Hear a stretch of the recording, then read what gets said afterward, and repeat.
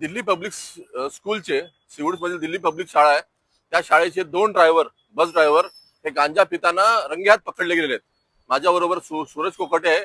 त्यांनी आणि त्यांच्या काही मित्रांनी त्यांना रंगेहात पकडलेलं आहे. आणि त्यानंतर त्या दोन्ही बस ड्रायव्हरला हे शाळा प्रशासनाकडे घेऊन गेले आणि शाळा प्रशासनाने त्यांना दमही दिलाय आणि त्यांना जाबही विचारलेला आहे.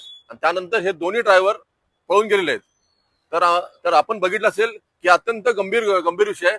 तर मनसे आता सध्या येणारे पोलीस स्टेशन मध्ये आलेले आहे. आम्ही आता सध्या वरिष्ठ पोलीस निरीक्षक यांची भेट घेतलेली आहे आणि आम्ही मागणी केलेली आहे की हे दोन्ही बस ड्रायव्हर यांच्यावरती गुन्हा दाखल करावा. त्याचप्रमाणे जे बसचे कंत्राटदार आहेत त्यांच्यावर गुन्हा दाखल करावा आणि शाळा प्रशासन आहे त्यांच्यावरही गुन्हा दाखल करावा.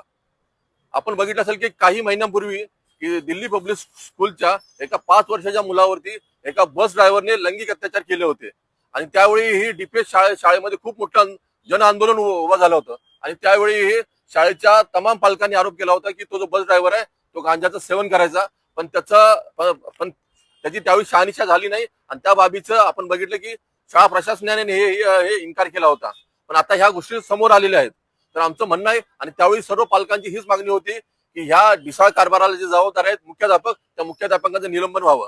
पण जे मुजोर शाळेचं वरिष्ठ व्यवस्थापक पण आहे त्यांनी त्या मुख्याध्यापकाच्या पाठीशी उभे राहिले, त्यामुळे ते मुख्याध्यापक अजूनही तसेच आहेत. आणि अशा नालायक मुख्याध्यापकामुळे